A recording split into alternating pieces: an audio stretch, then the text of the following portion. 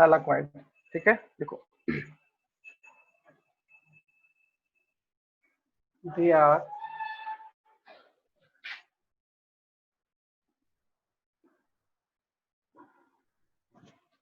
membrane line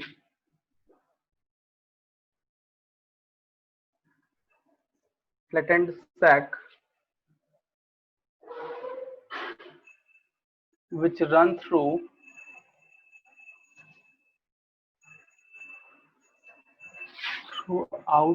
the matrix, throughout the matrix of chloroplast.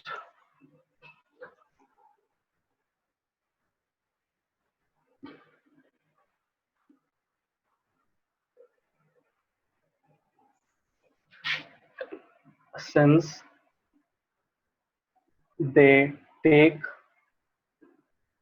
part in photosynthesis,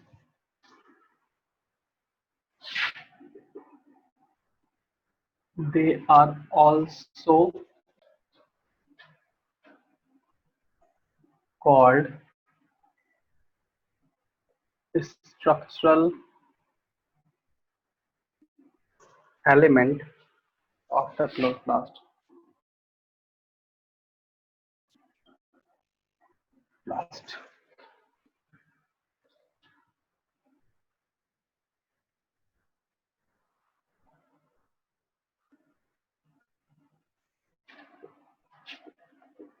In the chloroplast of higher plant thylakoid are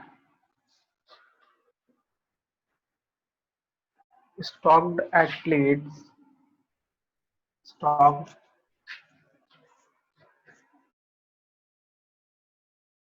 chloroplast of क्या लिखे हैं? place to form. हाँ बोलो. The chloroplast of higher plant लिखे हैं. हाँ, in the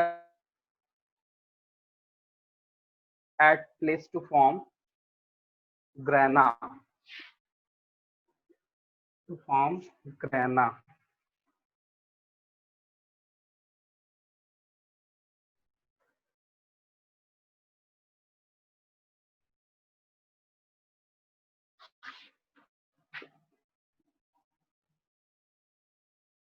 Because of the presence of grana, thylakoid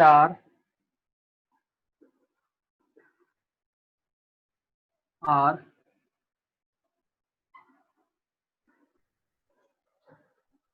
differentiate into two,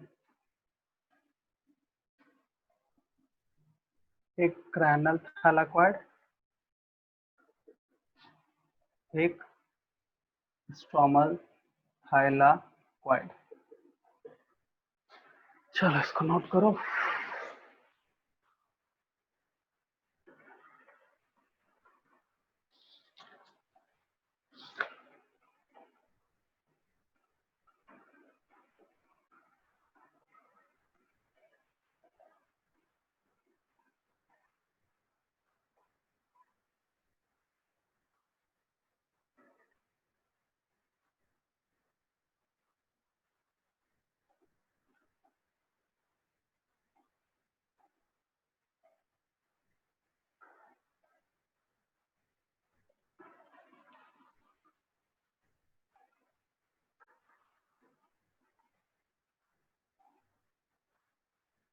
हो गया, नोट कर लिए? नो हाँ सर, सर, हो गया. 2 मिनट. क्या हुआ? इसको स्क्रीनशॉट ले लो. ये हो गया स्क्रीनशॉट सर, ले. नोट हो गया. हाँ. चलो.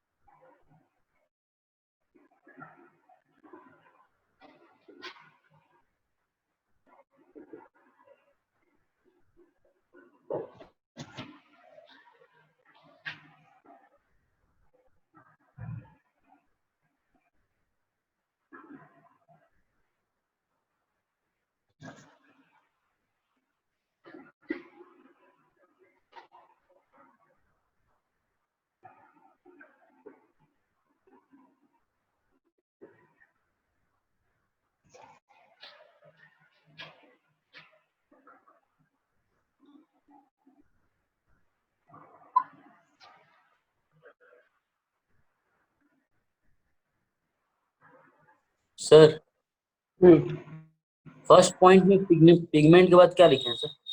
And coupling factor, COUPLING, coupling factor, और ये coupling factor formation of ATP के लिए रिस्पॉन्सिबल होता है।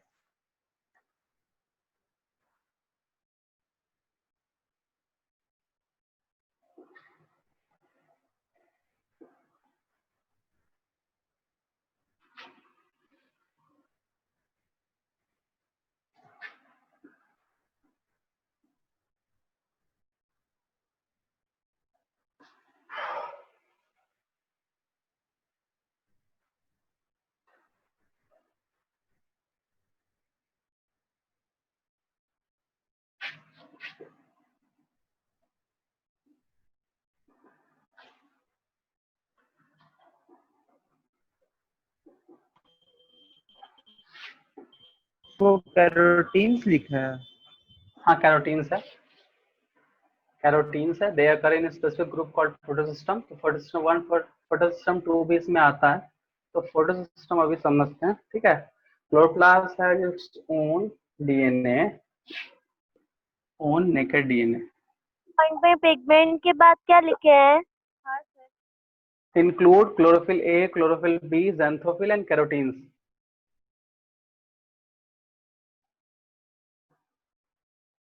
नो सर, फर्स्ट पॉइंट में सर। कपलिंग फैक्टर है ये ना, हाँ सर। ये कपलिंग फैक्टर है, कपलिंग फैक्टर। और यही coupling factor formation of ATP के लिए रिस्पॉन्सिबल है बस।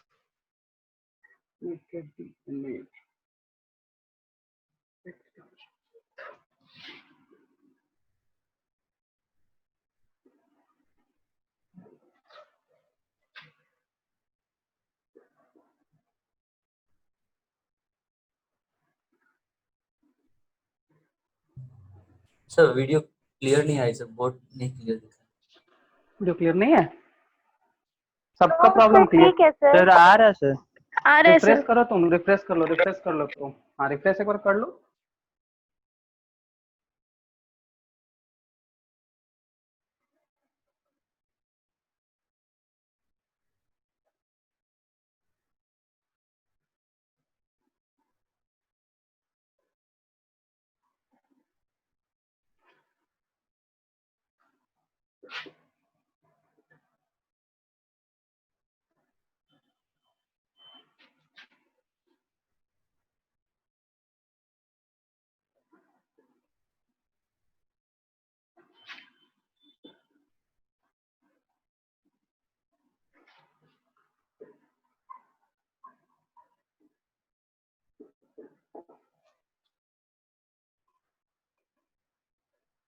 सर ट्रांसक्रिप्शन क्या होता है? ट्रांसक्रिप्शन का मतलब हो गया डीएनए से आरएनए बनाना, और एप्लीकेशन का मतलब को कॉपी करना, ठीक है। ये हम लोग जेनेटिक्स में समझेंगे। देखो, कोई भी जैसे मान लो डीएनए है, ठीक है, तो डीएनए काम कैसे करता है? डीएनए बनाता है एमआरएनए, और एमआरएनए बनाता है प्रोटीन, और यही प्रोटीन का कोडिंग होता है जो जीन को मेंटेन करता है ताकि वो अपना काम कर सके। हम बार बार बोलते हैं ना कि जीन के अंदर में जीन, डीएनए के अंदर में जीन, और जीन ही सब काम करता है। तो जो जीन है वो कैसे काम करता है? तो वो प्रोटीन का कोडिंग करता है। तो प्रोटीन बनाता कौन है? डीएनए ही बनाता है। डीएनए से mRNA is a transcription, and mRNA से जो है वो प्रोटीन बनाने का काम को बोलते हैं ट्रांसलेशन। ये प्रोसेस होता है ट्रांसक्रिप्शन एंड ट्रांसलेशन। और यही प्रोटीन कोई कोड बना दिया, कोई एंजाइम बना दिया, जो जिसका काम है जेनेटिक मटेरियल में वो काम कर दिया, इसीलिए। और ये इस तरह बना पाता है इसीलिए। So it is also called, क्या बोलेंगे? Semi autonomous cell organelle, semi autonomous cell organelles. फिर से लिख देते हैं, सेमी ऑटोनोमस सेल ऑर्गेनेल्स। बस यही है, ठीक है। जो कि माइटोकॉन्ड्रिया एंड क्लोरोप्लास्ट दोनों में बहुत ज्यादा सिमिलैरिटीज है, ठीक है।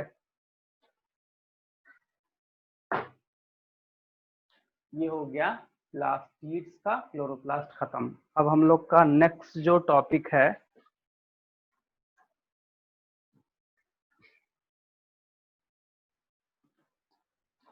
सर हम्म सर कपलिंग फैक्टर क्या होता है? देखो एक्चुअली कपलिंग फैक्टर क्या है, फोटोसिंथेसिस जब होता है तो हम लोग वहां पे पढ़ते हैं ना कि फॉर्मेशन ऑफ एटीपी बनता है या NADPH2 बनता है, तो वो तो कब बनेगा, तो यही जो कपलिंग फैक्टर है, कपलिंग का मतलब होता है दोनों एक साथ जुड़ना, क्योंकि ATP and sorry ADP and pi को जोड़ना है तो कपलिंग फैक्टर चाहिए। जैसे माइटोकॉन्ड्रिया में F1 F0 पार्टिकल था और यहाँ पे कपलिंग फैक्टर है, तो कपलिंग फैक्टर एक तरह से एटीपी फॉर्मेशन में हेल्प करता है ड्यूरिंग फोटोसिंथेसिस, बस यही चीज है।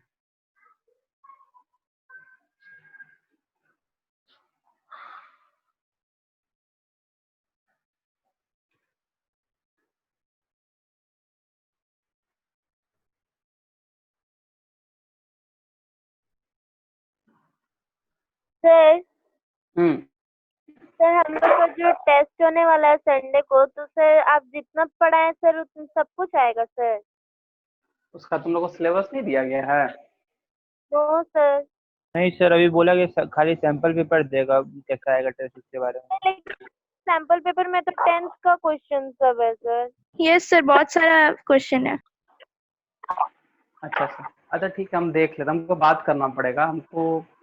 ठीक है, एक बार देख लेते हैं, हम बात करते हैं सर लोग, ठीक है क्या है नहीं है, क्योंकि हमको टेस्ट के बारे में भी कुछ नॉलेज है नहीं, तो हम एक बार बात करेंगे, फिर हम लोग नेक्स्ट तो शायद मंडे को तो मिल ही रहे हैं फिर से क्लास, तो सॉरी मंडे को नहीं, वेडनेसडे को मिलेंगे, तो उस टाइम पर डिस्कस कर लेंगे।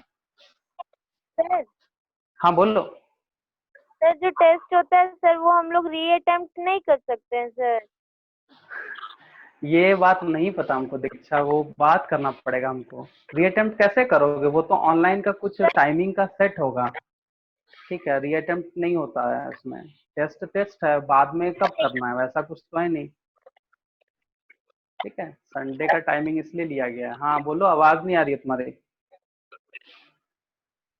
सर हम एक ही क्वेश्चन किए सर, और ना सर गलती से सबमिट कर दिए सर, मेरा 0 आ गया।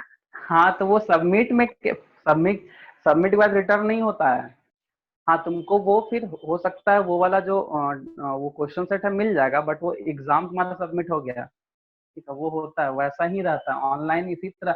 अगर ऑनलाइन लेना स्टार्ट किया तब तो इसी तरह करना पड़ेगा, ठीक है, इसी तरह होना होता है।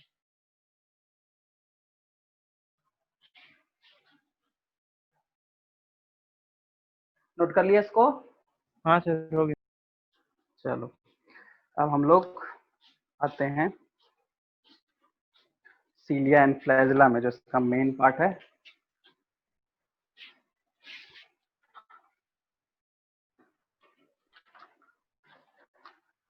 सीलिया एंड फ्लैजिला,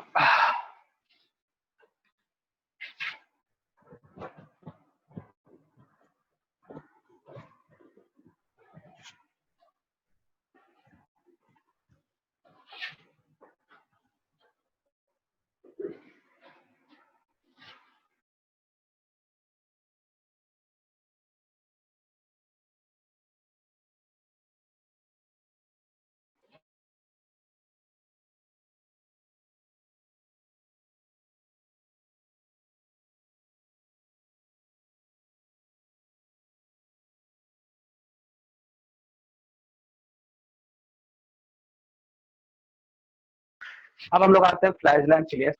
और फ्लैजिला क्योंकि यूकैरियोटिक है, तो यूकैरियोटिक में कुछ ही ऑर्गेनिज्म में जो है ये सीलिया फ्लैजिला प्रेजेंट है। अब सबसे पहले इसका फंक्शन समझ लो। सीलिया जो होता है उसका मेन काम होता है मूवमेंट करना, लोकोमोट करना। ऐसे प्रोकैरियोटिक में भी सीलिया प्रेजेंट है, यूकैरियोटिक में भी सीलिया है। तो हम जैसे प्रोकैरियोटिक का सेल पढ़ते हैं तो बस एक ही पता चलता है कि नहीं उसमें बैक्टीरिया है, सारा काम वही करता है, और बैक्टीरिया ही प्रोकैरियोटिक का एक एग्जाम्पल है, उसमें सीलिया फ्लैजिला है, ठीक है। लेकिन जब यूकैरियोटिक की बात करते हैं तो फ्लैजिला या सीलिया जब है, तो प्रोकैरियोटिक में तो ठीक है, प्रोकैरियोटिक में सीलिया प्रेजेंट होता नहीं, फ्लैजिला होता है। और फ्लैजिला एक लॉन्ग थ्रेड लाइक स्ट्रक्चर है जो मूवमेंट में काम करता है। जैसे मान लो कि सपोज दैट ये प्रोकैरियोटिक में बैक्टीरिया को ले लिए, इसमें जब सीलिया होगा तो ये मूव करेगा, ये मूव करेगा, मतलब ये सीलिया इसका एक तरह का पैर की तरह काम करता है। सेम कुछ है यूकैरियोटिक में, बट यूकैरियोटिक में दो स्ट्रक्चर है, एक है लॉन्ग थ्रेड, जैसे समझ लो ये, और छोटा छोटा जो होता है वो होता है फ्लैजिला। तो सीलिया और फ्लैजिला का जो है ऑलमोस्ट सारा फंक्शन सेम है, बट फ्लैजिला का मेन काम होता है क्या, मेन काम होता है मूवमेंट करना, कैप्चर करता है मूवमेंट के लिए, या फिर हम लोग बोल सकते हैं उसको कैप्चरिंग के लिए। जैसे एग्जांपल के तौर पे पारामीशियम में पढ़े होंगे, प्रोटिस्टा, ठीक है, प्रोटिस्टा का जितना भी उसमें ग्रुप है, जैसे प्रोटोजोआ में तो होता ही है, कुछ सीलिएटेड है कुछ फ्लैजिलेटेड है, तो फ्लैजिला सीलिया बस एक काम करता है मूवमेंट का, अटैचमेंट वगैरह का, ठीक है, ये चीज है। सीलिया हो या फ्लैजिला, दोनों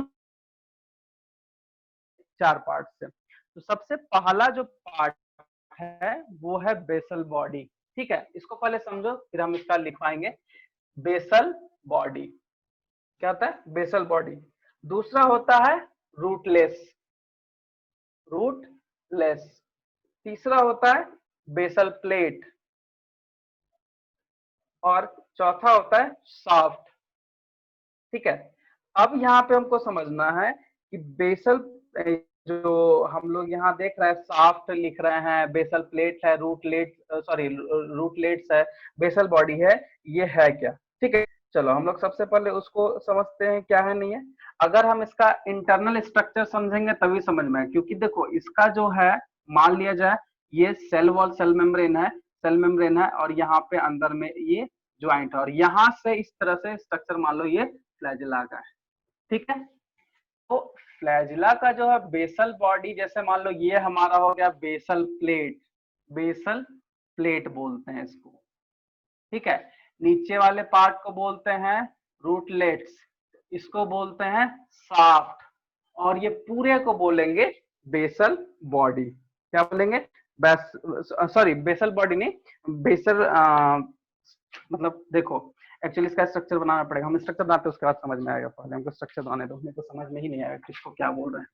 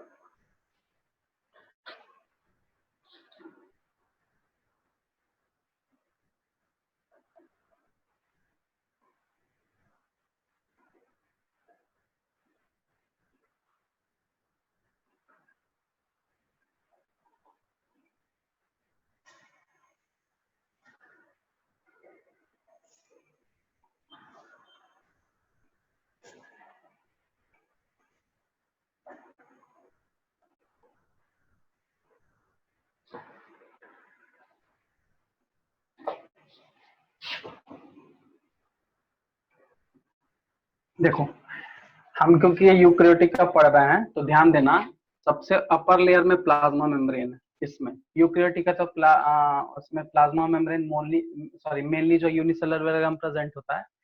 तो रूटलेट्स जो प्रोवाइड करता है ये बेसल बॉडी को प्रोवाइड करता है, ठीक है। यहाँ पे जो है स्पाइक्स प्रेजेंट है, क्या है स्पाइक्स, क्या है स्पाइक्स प्रेजेंट होता है, ठीक है। अब देखो ये बेसल प्लेट के जस्ट ऊपर वाला पार्ट को शाफ्ट बोलते हैं, जो मेन पार्ट कहलाता है, और यही शाफ्ट सारा काम करता है। प्लाज्मा मेम्ब्रेन के जो भी तुमको पार्ट लिख रहा है, क्योंकि बेसल प्लेट एकदम प्लाज्मा मेम्ब्रेन का वो प्लेट कहलाता है जहां से शाफ्ट एराइज होता है, शाफ्ट एराइज होता है। उसके जस्ट नीचे जो है, जो हम बेसल बॉडी एंड रूटलेट्स लिख रहे हैं, रूटलेट्स जो होता है बेसल बॉडी को सपोर्ट करता है, एक तरह का फाइब्रस मतलब फाइबरस स्ट्रक्चर है, फाइबर है एक तरह का, जो कि इसको करता है, मतलब सपोर्ट करता है। अब बेसल बॉडी से ऊपर बेसल प्लेट है, बेसल प्लेट मतलब समझ लो जैसे ये प्लाज्मा मेम्ब्रेन है, यहाँ से फिर एराइज हुआ है फ्लैजिला का अपर वाला पार्ट जो शाफ्ट बोल रहे हैं। तो वो प्लेट को जो अटैच्ड हो रहा है एकदम सरफेस वाले प्लेट को हम लोग बोल रहे हैं बेसल प्लेट, जो फ्लैजिला अटैच्ड होता है। अब देखो जब यहाँ बेसल प्लेट बोल रहा है, तो बेसल प्लेट से जो ऊपर वाला पार्ट है शाफ्ट है, सेम प्रोकैरियोटिक में भी है, बट प्रोकैरियोटिक में देखो यहाँ तो जो देखो यहाँ पे रूटलेट्स है, बेसल बॉडी वगैरह है, बट वहां पे रूटलेट सपोर्ट के लिए नहीं होता है, सीधा सीधा बेसल बॉडी है। और बेसल बॉडी हो जाता है पूरी सेल वॉल में, ये जो है ये बेसल प्लेट को हम लोग यहाँ पे ये सेल वॉल से अटैच्ड होता है। उसके बाद जो है नीचे सेल मेम्ब्रेन होता है, मतलब सेल मेम्ब्रेन जो है वो बेसल बॉडी पार्ट हो गया, और बेसल प्लेट जो है उसका सेल वॉल हो गया, क्योंकि प्रोकैरियोटिक में ऊपर में सेल वॉल होता है फिर सेल मेम्ब्रेन होता है, लेकिन इसमें ऐसा कहीं कुछ नहीं है। इसमें जो भी होगा ये सेल मेम्ब्रेन में ही होगा। तो ये सारा जो पार्ट है ये सेल मेम्ब्रेन या प्लाज्मा मेम्ब्रेन का पार्ट है। प्लाज्मा मेम्ब्रेन में जो एम्बेडेड होता है ताकि उसको सपोर्ट कर सके वो है, और प्लाज्मा मेम्ब्रेन ये जो सरफेस है ये प्लेट को बोल रहा है, और ऊपर शाफ्ट है। शाफ्ट करने का मतलब यहाँ पे सिंपल है कि शाफ्ट एक ऐसा थ्रेड लाइक स्ट्रक्चर है जिसका मेन काम होता है मूवमेंट वगैरह करवाना, ठीक है। अब देखो अब जैसे शाफ्ट की हम बात कर रहे हैं तो ध्यान रखना कि ऊपर में जैसे शाफ्ट के अंदर और अंदर में ही अगर हम बात करें तो फाइब्रिल वगैरह है, फाइब्रिल, ठीक है। अब फाइब्रिल जैसे कोई ड्यूबलेट होता है, कोई ट्रिपलेट होता है, इसका एक और स्ट्रक्चर है। अगर मान लो हम इसको यहाँ से काट देते हैं, ठीक है, और हम ट्रांसवर्सली डाइसेक्शन का ऊपर से हम देखेंगे तो इसका एक स्ट्रक्चर दिखेगा जो कि एनसीईआरटी में दिया हुआ है। एनसीईआरटी में है तुम्हारा स्ट्रक्चर ये वाला, देखो तुम लोग के पास एनसीईआरटी में स्ट्रक्चर होगा जो कि एक दूसरे से इस तरह से कनेक्ट है। फिर ये तो ये है डबलेट, ये है डबलेट। यूकैरियोटिक में डबलेट फाइब्रिल इस तरह से प्रेजेंट होता है, जिसको डबलेट सब फाइब्रिल भी बोला जाता है, ठीक है। अब देखो जब ये डबलेट बोलते हैं, क्योंकि ये डबलेट फाइब्रिल क्यों होता है, क्योंकि जब तुम देख सकते हो ये वाला फिगर देखना, तुम लोग के बुक में सामने दिख रहा होगा, तो ये जो है पेरिफेरल में है, क्या है ये एकदम किनारे प्रेजेंट है, तो इसको बोलते हैं पेरिफेरल डबलेट फाइब्रिल। उसके बाद ठीक जस्ट नीचे जिसको हम लोग बोलते हैं सेंट्रल शीथ फाइब्रिल, क्या बोलते हैं सेंट्रल शीथ, इस तरह से इसको कवर करता है, मतलब चारों बगल इस तरह का स्ट्रक्चर होगा, मगर ये चीज जो है वो कवर करेगा, जिसको हम लोग बोलेंगे सेंट्रल शीथ, क्या बोलेंगे सेंट्रल शीथ। अब यहाँ पे भी देखा जाता है, अगर यहाँ पे इस तरह का फाइबर सब फाइबर प्रेजेंट होगा, दोनों होगा, तो सेंट्रल शीथ डबलेट प्रेजेंट होता है। अब देखो जो ये स्ट्रक्चर तुम दिख रहा है वहां पे देखो, अगर तुम उसको काउंट करोगे तो तुमको 9 नंबर में 9 में अरेंजमेंट में ये मिलेगा, क्या मिलेगा 9 में अरेंजमेंट मिलेगा। और 9 और 2 यहाँ पे 9+2 का अरेंजमेंट होता है इन सीलिया in eukaryotic, in सीलिया in eukaryotic ऐसा होता है। अब यहाँ पे देखो, अब जैसे बोलता है कि जैसे मान लो ये सेंट्रल शीथ है, सेंट्रल शीथ से हम एक ही बना रहे हैं, ये इससे कनेक्ट होता है, ठीक है, एक स्पोक है जो कनेक्ट होगा जिसका नाम है ट्रांजिशन जंक्शन, हम लोग उसको बोलते हैं, सॉरी ट्रांजिशन जंक्शन नहीं, उसको हम बोलते हैं स्पोक, इसको बोलेंगे स्पोक, ठीक है। और यहाँ पे नीचे में जो कनेक्ट होता है वो होता है स्पोक हेड, और इस दोनों के बीच में जो जंक्शन होगा उसको हम लोग बोलेंगे ट्रांजिशन जंक्शन, क्या बोलेंगे ट्रांजिशन जंक्शन। वैसे रुको हम फिगर फिर से बना देते हैं। पहले इस चीज को समझ लो कि ये basal plate surface of plasma membrane है और उसके नीचे जो है ये बेसल बॉडी इन रूटलेट्स होता है, ये इसको सपोर्ट करेगा बेसल बॉडी को, और बेसल बॉडी से प्लाज्मा मेम्ब्रेन पूरा कनेक्ट होता है। और उसके बाद बेसल प्लेट से ऊपर का जो एरिया है उसको शाफ्ट बोलते हैं। और अगर उसको हम काटेंगे तो उसमें बहुत सारा फाइब्रिल्स है जिसका अरेंजमेंट 9:2 है। उसको थोड़ा सा हम अच्छे से बना देते हैं ताकि उनको दिक्कत ना हो, और उसको वहां पे ये कर लेना, लेबल कर लेना बुक में, और वही फिगर उसको तुमको बना लेना है। ठीक है, थोड़ा सा इसमें टाइम लगेगा। तो सबसे पहले हम लोग सेंट्रल सीध बना लेते हैं। ये चीज है,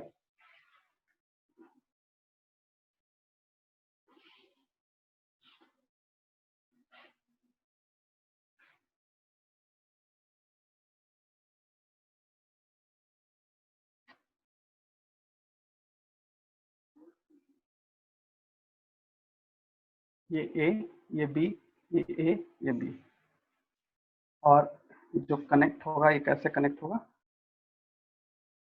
इसे कनेक्ट।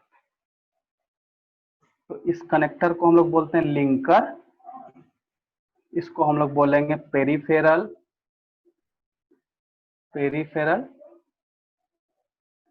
डबलेट, इसको हम लोग बोलते हैं स्पोक, इसको बोलते हैं हेड, और इसके जंक्शन को बोलते हैं ट्रांजिशनल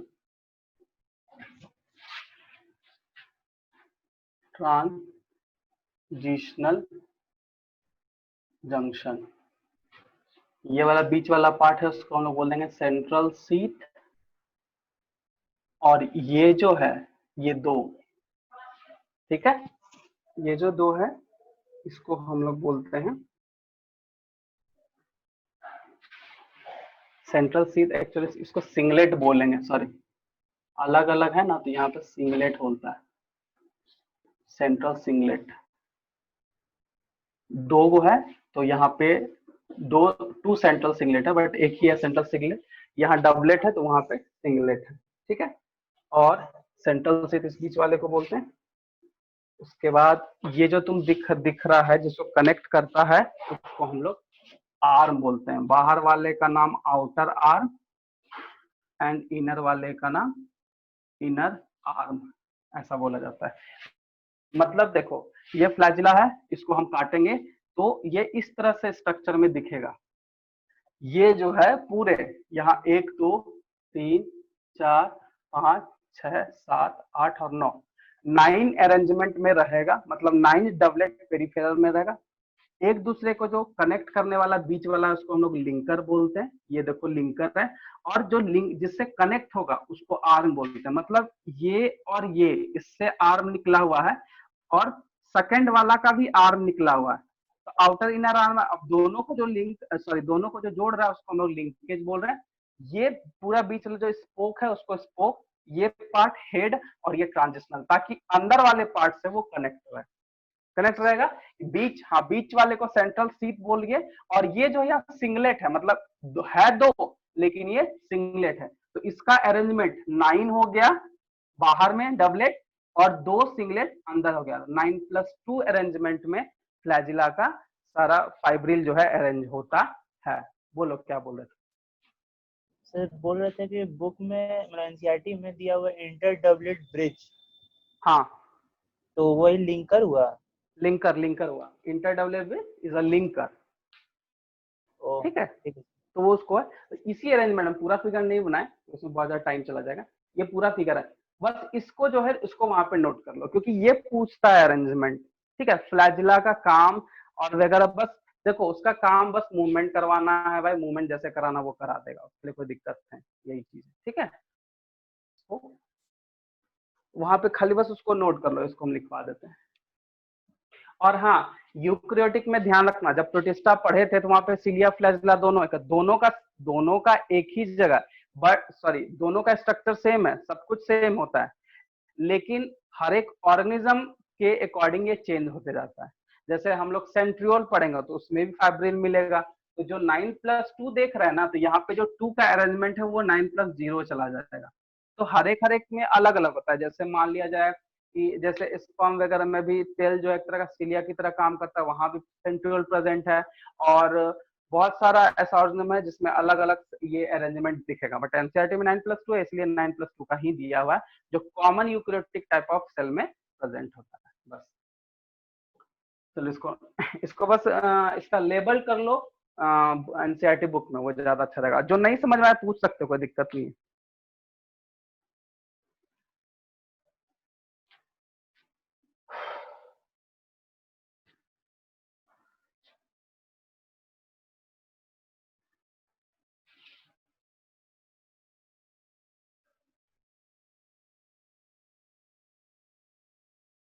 सर एनसीईआरटी में एक वर्ड लिखा है एक्सोनीम, तो वो एक्सोनीमा, हाँ क्या हुआ यहाँ पे? एक्सोनीमा, यहाँ पे क्या हुआ? एक सेकंड एक्सोनीमा, अरे वो साइड वाला बोल रहा था, एक सेकंड को बुक देख ली, साइड वाले को बोलते हैं।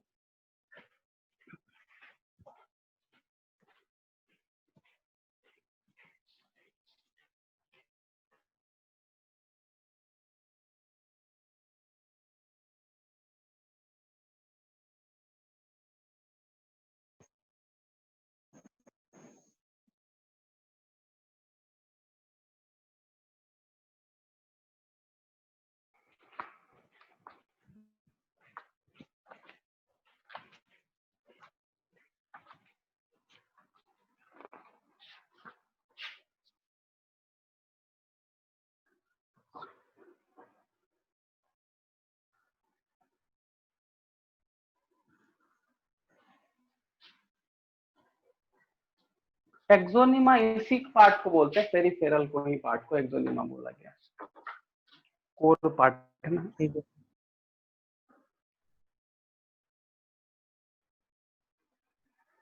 डबलेट भी होता है, ट्रिपलेट भी होता है, ठीक है। एक्सोनीमा जो है वो मतलब इसी चीज को एक्सोनीमा ही बोला गया है, इसी पूरे मतलब अरेंजमेंट को ही पूरा बोला गया एक्सोनीमा, ठीक है।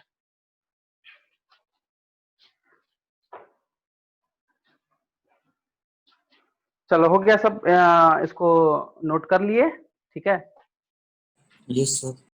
हाँ, इसमें कुछ पूछना है तो पूछ सकते हो, अगर किसी डाउट है तो पूछ सकते हो, क्या है नहीं समझ में आ रहा, अगर कुछ भी थोड़ा थोड़ा सा फिगर हौच पौच हो गया है, चलो कोई बात नहीं, इससे तो क्लियर दिख नहीं रहा है, ठीक है। इसके बारे में थोड़ा लिखते हैं।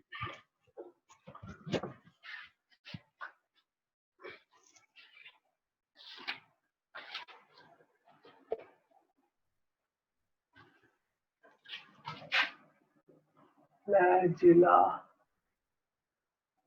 and cilia.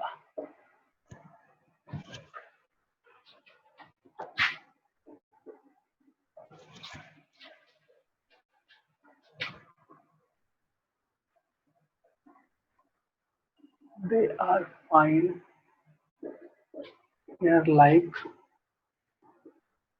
movable protoplasmic structure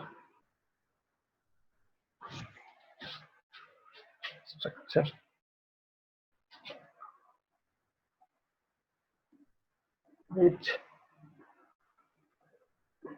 structure process of the cell which are capable of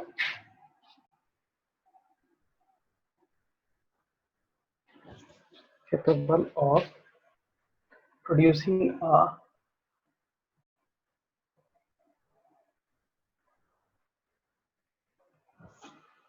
current in the fluid medium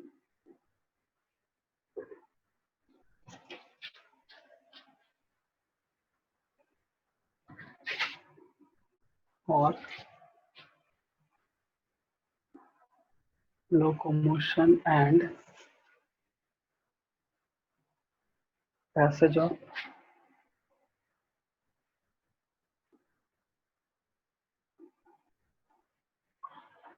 substances.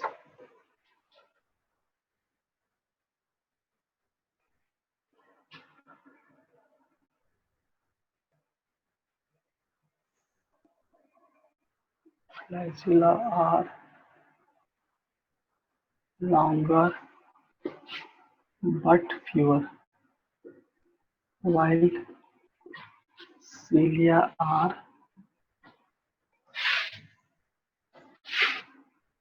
smaller but numerous.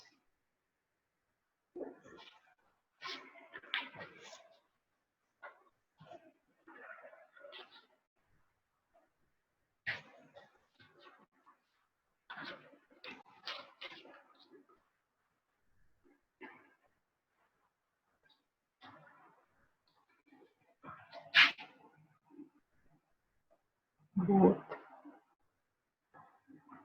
cilia and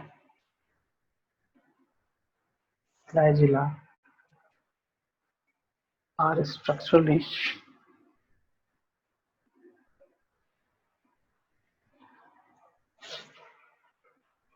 similar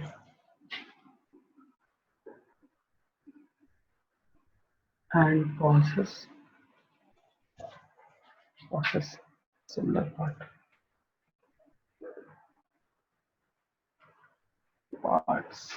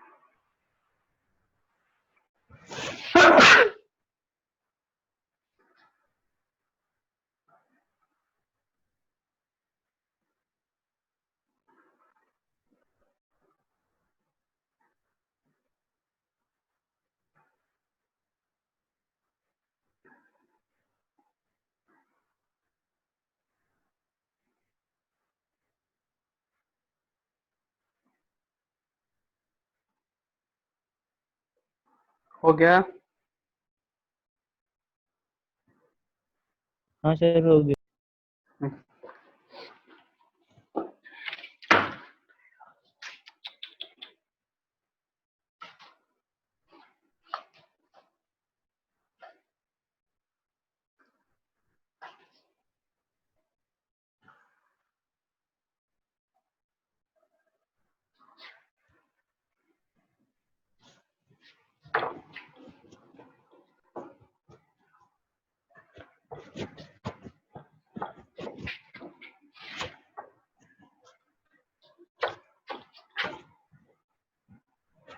sir बोलो। सर बेसल बॉडी में ही सेंट्रियोल रहता है कि basal body को ही centriole कहा जाता है? Basal body का जो स्ट्रक्चर होता है ना वो सेंट्रियोल के स्ट्रक्चर होता है। बेसल बॉडी जैसे, हाँ बोल सकते हो, बेसल बॉडी सेंट्रियोल एक ही चीज है। सेंट्रियोल मतलब बोल सकते हैं एक तरह का कि सेंट्रियोल तो अलग पार्ट हो गया, ठीक है, लेकिन उसी के साथ ही रहता है वो, समझे? ठीक है सर। फर्स्ट पार्ट है बेसल बॉडी और काइनेटोसोम।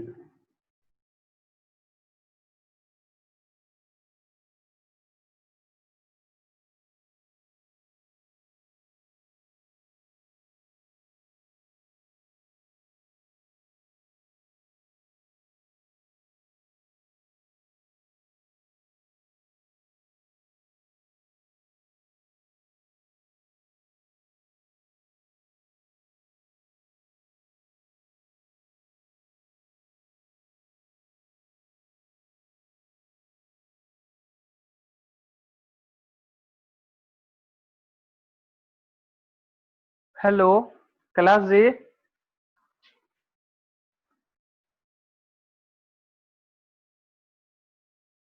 हाँ सर, हेलो। बोलिए सर। बोल रहे दीक्षा का कनेक्शन बार बार कट जाता है क्या? देख ले रहा। देख लीजिए, नहीं आ रही है। आ नहीं रही शायद, कनेक्ट कट जा रहा है बार बार, देखिए उसको थोड़ा सा। ठीक है, ले हम लिए देखेंगे। हाँ, ठीक ले ठीक लिए, उसको कनेक्ट कर लिए। ठीक ठीक। Basal body or connectosome. It is also called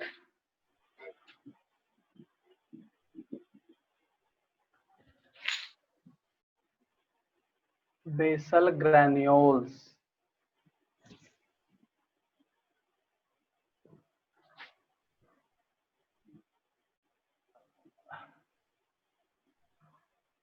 Basal body occur embedded in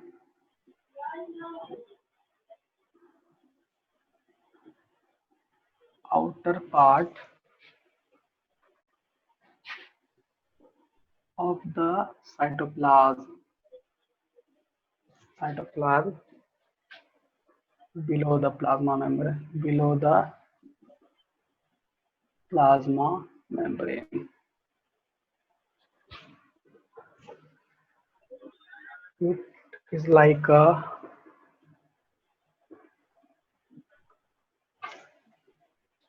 micro cylinder which has a structure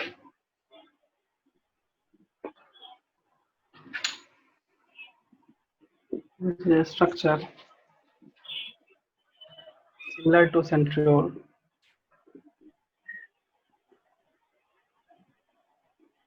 Similar to centriole with 9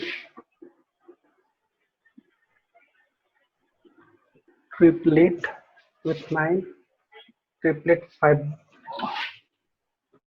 fibril present on the peripheral without a central fiber. Without a central fibril. Through a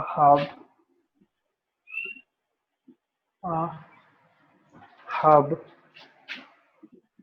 of protein is present here.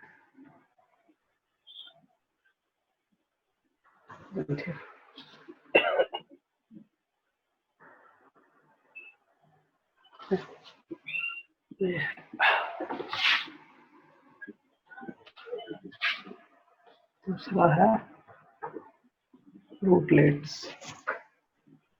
They are stated having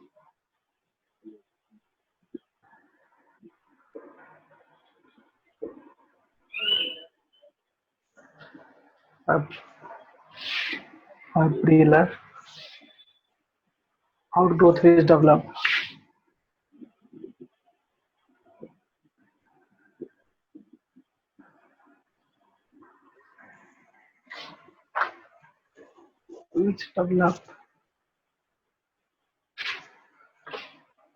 from the outer part of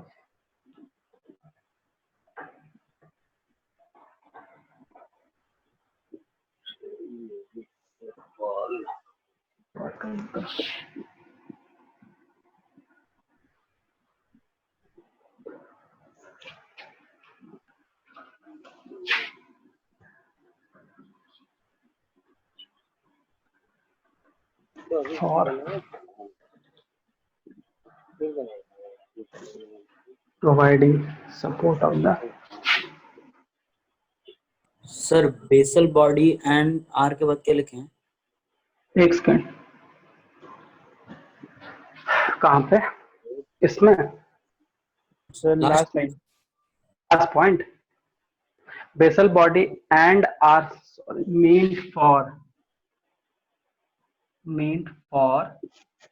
providing support of the basal body. Sir second point में through के बाद क्या लिखा? Second में true.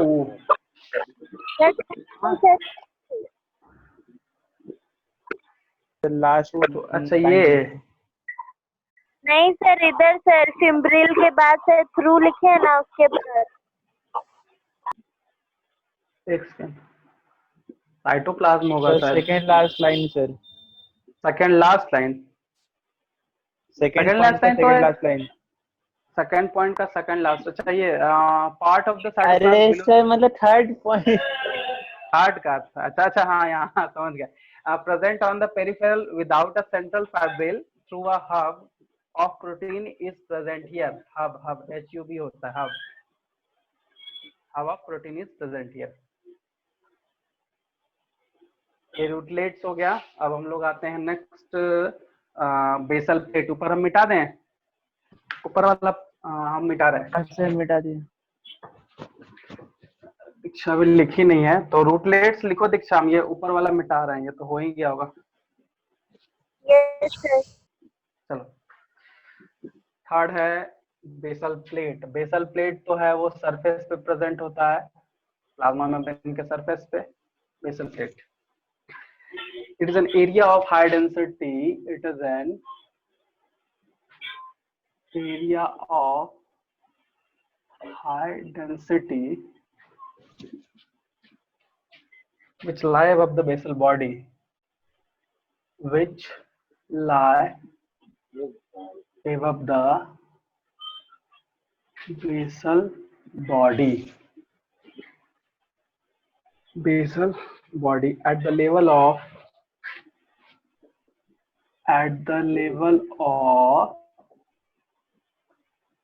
plasma membrane. In the reservoir of basal plate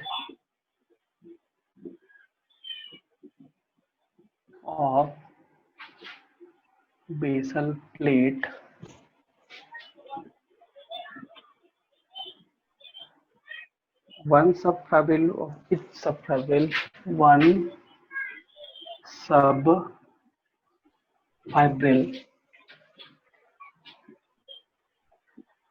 of each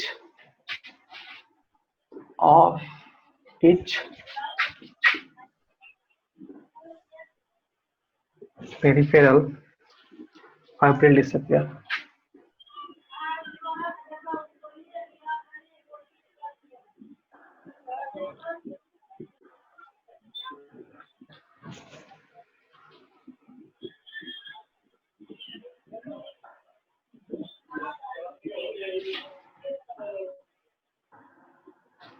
Central fibril develop.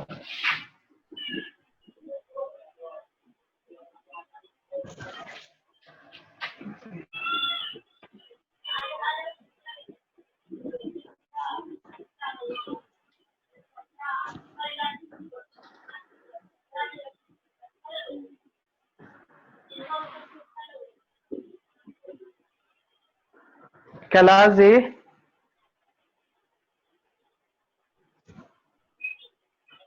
Kailash ji हाँ sir. Mic आपका on रह गया है।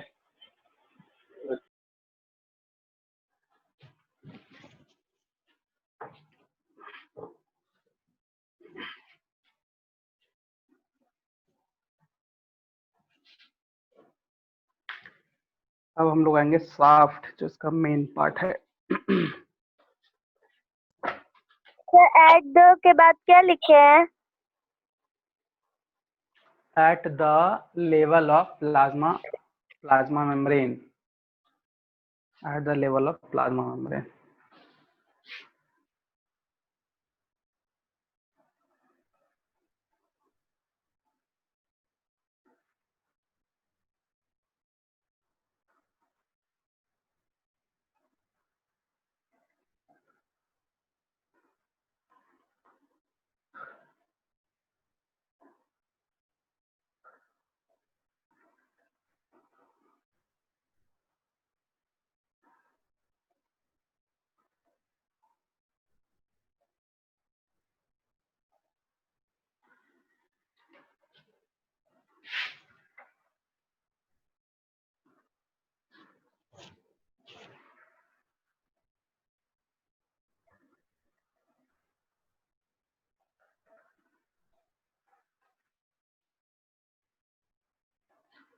हो गया, इसको मिटाएं?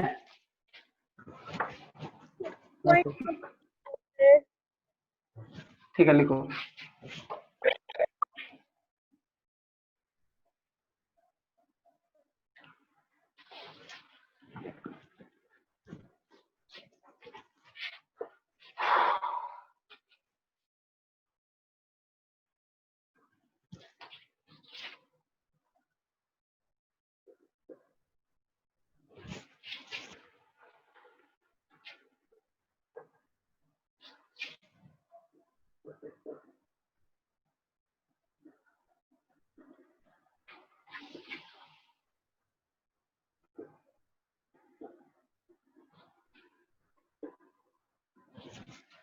फिर आप चाहे तो मिटा सकते हैं। हाँ ठीक, नोट करो, आगे का नोट करो।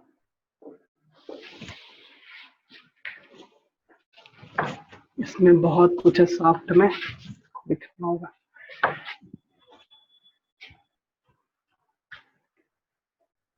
सर ये सॉफ्ट की सॉफ्ट है। सॉफ्ट है, SHAFT है, सॉफ्ट कहाँ से? ए है ये।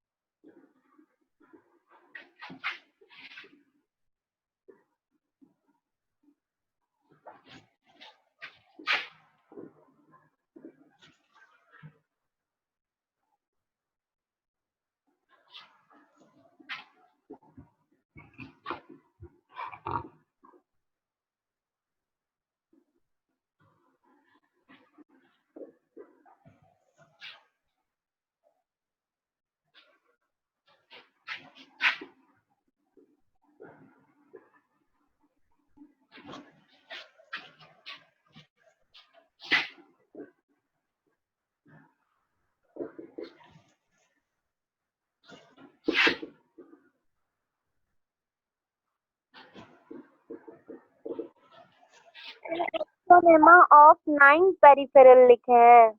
हाँ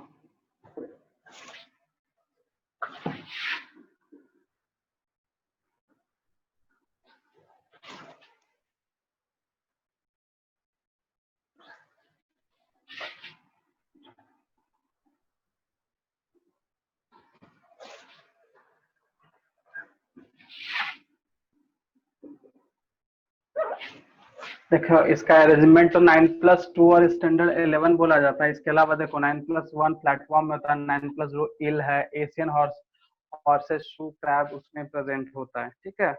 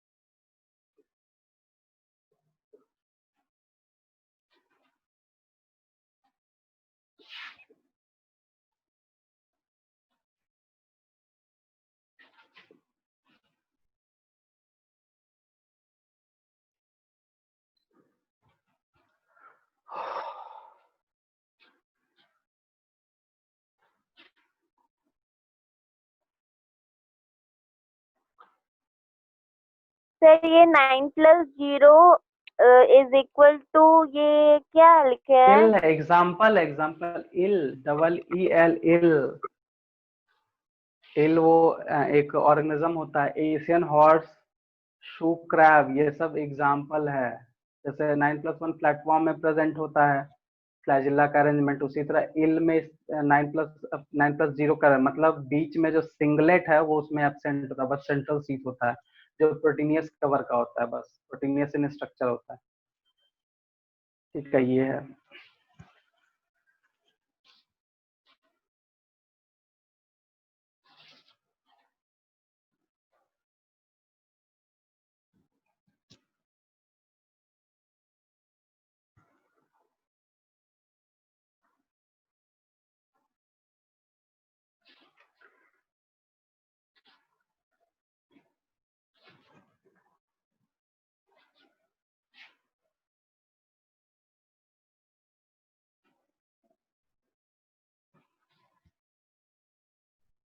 सर प्रोटीनस के बाद सेंट्रल शेल्फ लिखे सेंट्रल हैं। सीट, हाँ सेंट्रल सीट है, सेंट्रल सीट।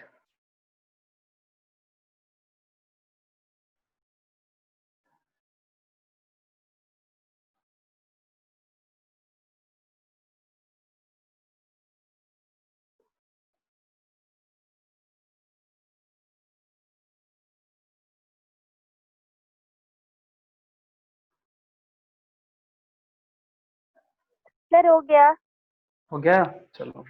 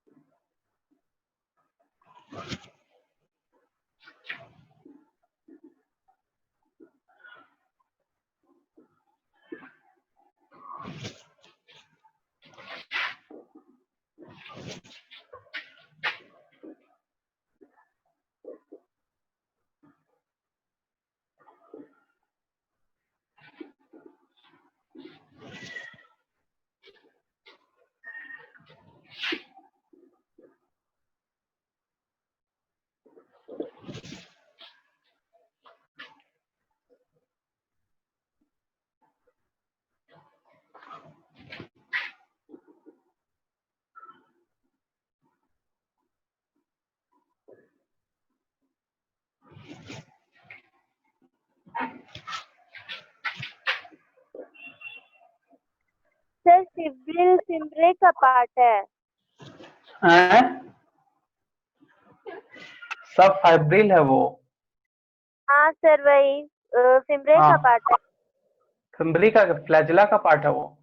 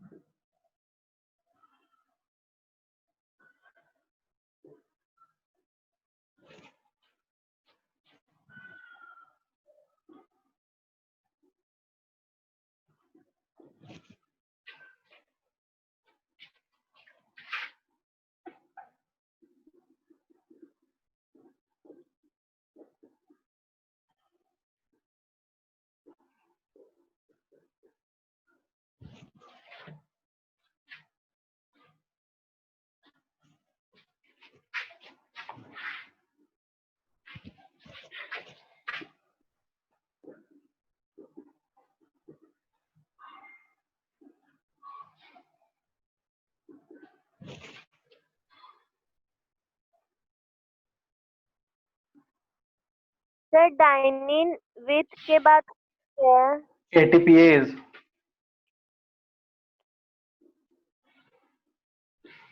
ATPase activity.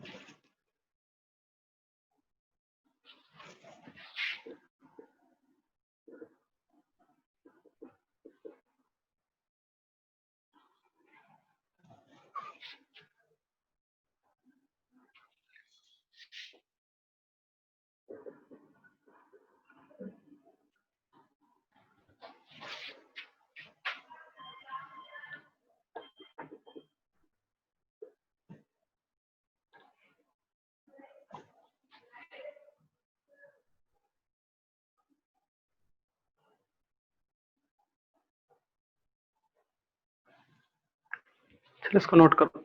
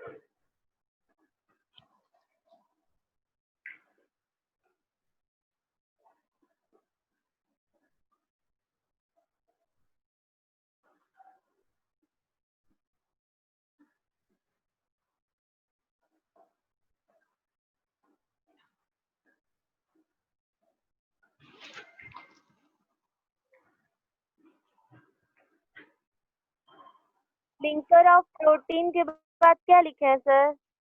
क्या लिंकर?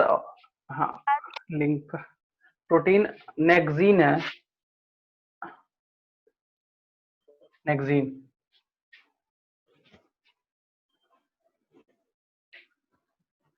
सर नेक्सीन का मतलब क्या? प्रोटीन का नाम है, प्रोटीन नेक्सीन। इस प्रोटीन का नाम है। डबलेट फैब्रिल को जो इंटरकनेक्टेड करता है, AB लिंकर जिसको बोलते हैं, वो प्रोटीन का बना हुआ है। जैसे देखो, ये ए था, ये बी था, ये ए था, ये बी था, इसमें आर्म बना हुआ था, इसमें भी आर्म था। दोनों को जो लिंकर करने वाला है, AB लिंकर, वो नेक्सीन से बना हुआ है। बस हो गया। हाँ सर। चलो इसको हम लोग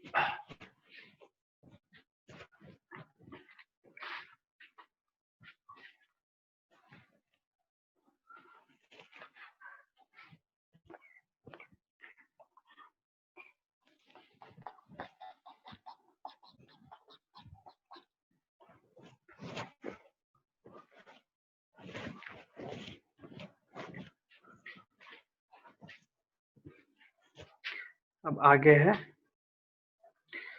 each of their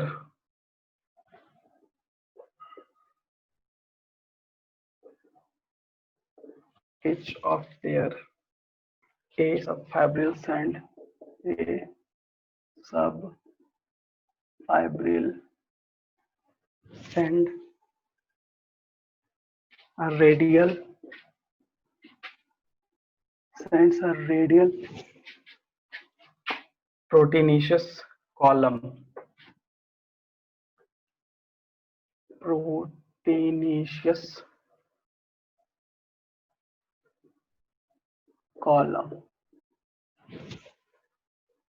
column to center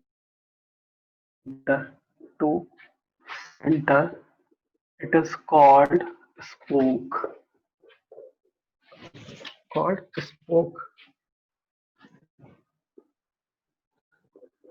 the spoke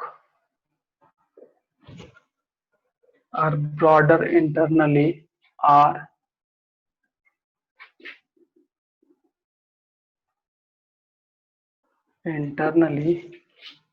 to form a head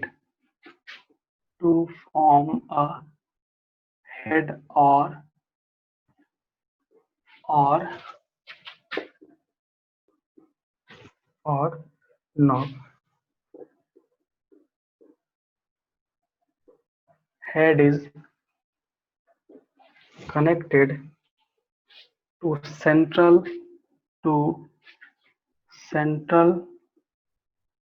proteinous sheath through transitional junction.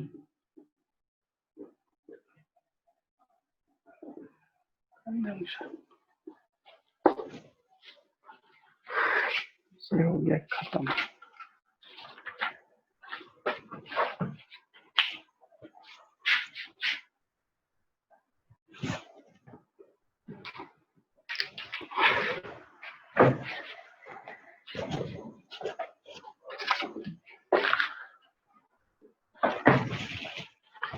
Sir second point में फॉर्म और हेड और क्या लिखे हैं? हेड और नॉब KNOB नॉब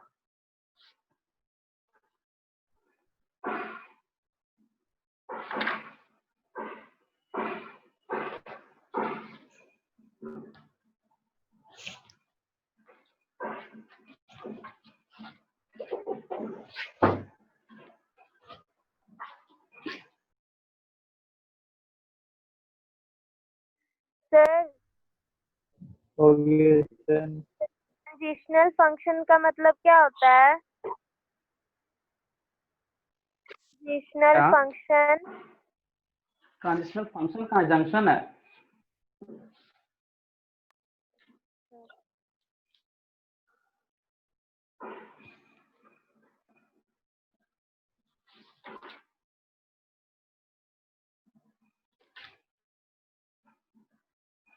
सर उसका मतलब क्या होता है? जंक्शन है, जंक्शन ट्रांजिशनल जंक्शन है. जैसे मान लो ये शीट है ना, शीट है तो ये हम बनाए थे ना इस तरह से एक ये शीट था, ये था, और ये स्पोक बोलते हैं, इसी से कनेक्ट था ना. तो ये दोनों के बीच में जो जंक्शन है उसी से ये कनेक्ट होता है, उसी लिए बोलता है ट्रांजिशनल जंक्शन. ठीक है, ये सेंट्रल शीट था ना,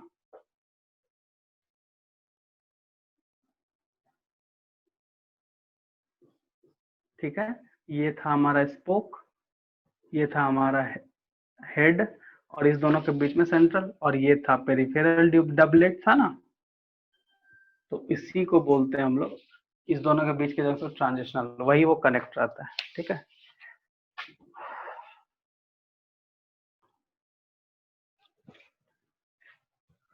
हो गया सर। हो गया ना. देखो ये हो गया तुम्हारा फ्लैजिला. ठीक है, फ्लैजिला एंड सीलिया. अब जो है हम लोग सेंट्रियोल या सेंट्रोसोम जो है उसमें भी सारा कुछ इसी तरह का अरेंजमेंट होगा, बस उसमें एक चीज बढ़ जाता है, वहां डबलेट के जगह ट्रिपलेट हो जाता है. क्या हो जाता है?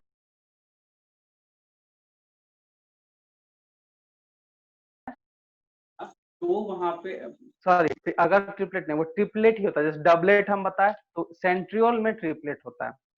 सेंट्रियोल जो होता है वो एक सिलेंडर लाइक स्ट्रक्चर है और उसको सेंट्रोसोम से कवर अप होता है। मतलब अगर बात करें उसके ऊपर वाला पार्ट का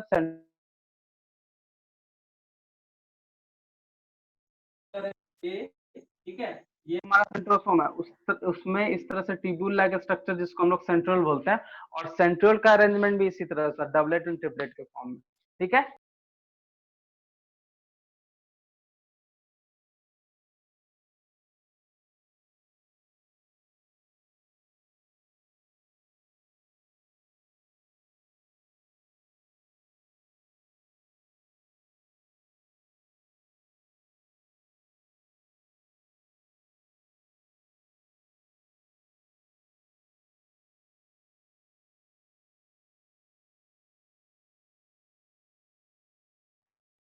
सर वीडियो पॉज हो गया है।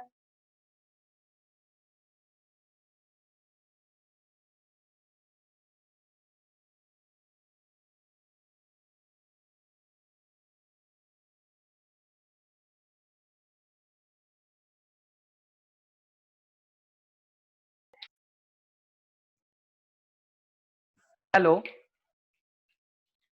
Hello hello. Yes, sir. हाँ, वही बोल रहे थे कि इसमें क्या है कि देखो ये सेंट्रोसोम है, इसके अंदर में माइक्रोट्यूब्यूल लाइक स्ट्रक्चर होता है।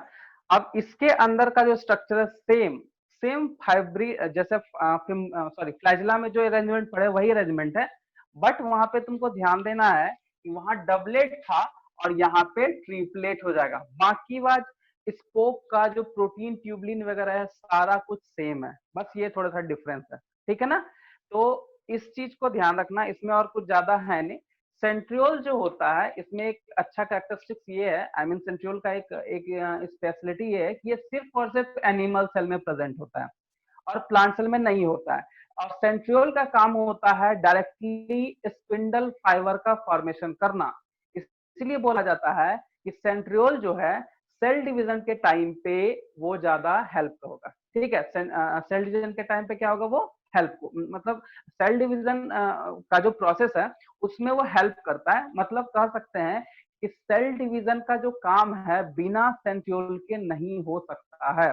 तो नॉर्मल सेल में अगर बॉडी सेल की बात करें तो उसमें सेंट्रियोल है, मतलब एनिमल सेल में सेंट्रियोल है, लेकिन प्लांट सेल में ऐसा कुछ भी नहीं है। तो वहां पे कौन काम करता है, तो वहां पे सेल प्लेट काम करता है, उसका अलग मैकेनिज्म है। बट अगर सेंट्रियोल या सेंट्रोसोम का मतलब समझे तो बस एक ही है, ये हेल्प करता है सेल के डिवीजन में। क्योंकि जब सेल का डिवीजन होता है तो वहां स्पिंडल फाइबर का फॉर्मेशन होता है, और सेल डिवीजन में तुम लोग हम लोग पढ़ेंगे इसके बाद वही है। जैसे मान लो ये क्रोमोसोम है, ये न्यूक्लियर मटेरियल है, ये क्रोमोसोम है, ये न्यूक्लियर मटेरियल है। ठीक है, तो इसको क्या करता है, ये एक एक फाइबर पहले तो यहाँ पे हम लोग पढ़ेंगे उस टाइम पे कि एक एस्ट्रल रे होता है जो चल जाता है पोल पे। अब पोल पे इस दोनों के बीच में एक थ्रेड लाइक फाइबर बनाता है जिसको हम लोग बोलते हैं स्पिंडल फाइबर। अब वो दोनों फिर न्यूक्लियर मैटर को क्या पोल की तरफ लेके जाता है, मतलब यहाँ से काट के उसको यहाँ पे लेके आ जाएगा, इस तरह पे यहाँ पे लेके आ जाएगा। ठीक है, और तो ये जो स्ट्रेचिंग होता है या फिर हम लोग जो डिवीजन बोलते हैं वो स्पिंडल फाइबर के बिना नहीं हो सकता। और वो स्पिंडल फाइबर फॉर्मेशन का काम कौन करता है, सेंट्रियोल। तो centriole is a important cell organelles which is responsible for cell division, क्योंकि सेल डिवीजन के टाइम पे कंफर्म है कि स्पिंडल फाइबर का फॉर्मेशन होना है। अगर स्पिंडल फाइबर का फॉर्मेशन नहीं होगा तो सेल का डिवीजन नहीं हो सकता है। तो सेंट्रोसोम के अंदर में जो माइक्रोट्यूब्यूल लाइक स्ट्रक्चर है वो तीन में, जैसे मान लो ये तीन है, इसी तरह के अरेंजमेंट में वो प्रेजेंट होता है अंदर में। तो सेंट्रोसोम ही काम करता है सेल डिवीजन, क्योंकि इसके अंदर में जो है वो इस तरह का माइक्रोट्यूब्यूल स्ट्रक्चर है जिसको सेंट्रियोल बोलते हैं। और सेंट्रियोल का काम होता है स्पिंडल फाइबर का फॉर्मेशन। बाकी बात इसका स्ट्रक्चर जो है सारा कुछ वही है, बस डबलेट की जगह ट्रिपलेट होगा, बस इतना ध्यान रखना। ठीक है, और ऐसे इसका फिगर तो एनसीईआरटी में नहीं दिया है, बट हम नेक्स्ट क्लास इसका फिगर के साथ इसका थ्योरी भी लिखाएंगे, तो इसको थोड़ा सा पढ़ के आना। तुमको सब कुछ वही मिलेगा, हुक मिलेगा, स्पोक मिलेगा, हेड मिलेगा, सब कुछ वही मिलेगा उसमें, प्रोटीन ट्यूबलिन प्रोटीन वगैरह सब वही मिलेगा, वो पढ़ के आना। और दूसरा साइटोस्केलेटन को डिस्कस करेंगे, ठीक है ना, ये दो डिस्कस करते हैं नेक्स्ट क्लास। उसका न्यूक्लियस के लिए पूरा एक क्लास लगेगा पूरा, क्योंकि न्यूक्लियस में बहुत कुछ है। तो इस दोनों के खत्म होने के बाद फिर न्यूक्लियस भी स्टार्ट कर सकते हैं, ऐसा कुछ नहीं है। बट नेक्स्ट क्लास हम लोग साइटोस्केलेटन एंड सेंट्रियोल ये दो चीज पढ़ेंगे। साइटोस्केलेटन सिंपल, साइटो का मतलब साइटोप्लाज्म और स्केलेटन का मतलब कि एक ऐसा स्ट्रक्चर जो फ्रेमवर्क प्रोवाइड करता है। तो हर एक ऑर्गेनिज्म का हर एक ऑर्गेनेल्स का जो फ्रेमवर्क या फिर हम लोग शेप एंड साइज बोलते हैं, वो करता है कौन? तो वो करता है साइटोस्केलेटन। और साइटोस्केलेटन का डिफरेंट टाइप का प्रोटीन का बनाता है, वो हम 2-3 प्रोटीन है जो इम्पोर्टेंट प्रोटीन है, वो होगा तभी साइटोस्केलेटन बन पाएगा। और साइटोस्केलेटन का सीधा सीधी काम है सेल के स्ट्रक्चर को फ्रेम प्रोवाइड करना, शेप एंड साइज प्रोवाइड करना। उसके बाद ये टॉपिक खत्म हो जाएगा, बट अभी और 2 क्लास है, ठीक है ना। तुम लोग को रूटीन एग्जैक्टली सब कुछ मिल चुका है। सो अब जो रूटीन चेंज हुआ है उसी पे काम होगा। और बाकी बात हम लोग जो वेडनेसडे को मिलेंगे तो हम टेस्ट के बारे में तुम लोग को फाइनल हम पता करके बताते कि क्या है कैसे है, ठीक है। सो इतना करके आना। फ्लैजिला में एक्सोनिमा का पार्ट जो है वो बहुत इंपॉर्टेंट है, बहुत इंपॉर्टेंट है, क्योंकि क्वेश्चन सबसे ज्यादा वहीं से पूछा है, कौन डबलेट है ट्रिपलेट है। अरेंजमेंट याद रखना, और हम 2 एक्स्ट्रा भी लिखा दिए 9+1 एंड 9+0, तो उसका भी एग्जाम्पल याद रखना, कभी कभी वो क्वेश्चन पूछ देता है, ठीक है। ये सब चीजें फ्लैजिला एंड सीलियन फ्लैजिला में ध्यान रखना है कि जब यूकैरियोटिक की बात करेगा तो सिर्फ और सिर्फ प्लाज्मा मेम्ब्रेन का बात होगा, और जब प्रोकैरियोटिक की बात होगा तो उसमें सेल वॉल का भी बात होगा। तो बेसल प्लेट के बाद का जो बाद है, बेसल बॉडी एंड रूटलेट्स वगैरह जो हम वहां पे पढ़ रहे थे, तो वो जो है अरेंजमेंट होता है वो सेल वॉल में एम्बेडेड होता है, इसको ध्यान रखना, ठीक है। सो आज इतना ही आज इतना ही रहने दो। नेक्स्ट क्लास हम लोग सेंट्रोल एंड साइटोस्केलेटन पढ़ेंगे। साइटोस्केलेटन में प्रोटीन वगैरह के बारे में बताना भी बाकी है। सेंट्रोल के बारे में ऑलमोस्ट सारा कुछ वही बता दिए तुम्हारा, ठीक है। बस स्ट्रक्चर बना के थोड़ा उसको डिस्क्राइब करना है, ठीक है। तो स्ट्रक्चर हम लोग नेक्स्ट क्लास डिस्क्राइब करेंगे। बाकी बात तुम लोग एक बार रीड जरूर करना सेंट्रोसोम के बारे में, क्योंकि एग्जैक्टली जो फ्लैजिला में पढ़े वही चीज तुमको यहाँ भी मिलेगा, तो तुमको ज्यादा प्रॉब्लम नहीं होना चाहिए, ठीक है। तो नेक्स्ट क्लास सेंट्रोल एंड साइटोस्केलेटन, ठीक है। और कुछ डाउट है किसी को? कुछ डाउट है, कुछ पूछना है? नहीं। और हाँ, तुम लोग के लिए एक और चीज है, मतलब गुड न्यूज ये है कि डाउट जो तुम लोग का प्रीवियस चैप्टर का जो डाउट होने वाला था उसका भी क्लास का अरेंजमेंट हो रहा है, ठीक है। तो कुछ दिन में जो है वो शायद हो सकता है तुमको 1-2 दिन में मिल जाएगा कि एक और एक्स्ट्रा क्लास होगा जो सिर्फ प्रीवियस ईयर का डाउट के लिए रखा जाएगा। एक दिन वो रहेगा, 2 दिन हम लोग का नॉर्मल क्लास है और एक दिन जो सिर्फ डाउट के लिए। तो तुम लोग प्रीवियस भी रिवाइज करते रहो, ठीक है ना। और जो प्रॉब्लम होगा उस दिन, क्योंकि वहां पे हम पूरा डिटेल से जो टॉपिक बोले वो पूरा डिटेल से हम समझाएंगे, ठीक है। तो ये चीज ध्यान रखना।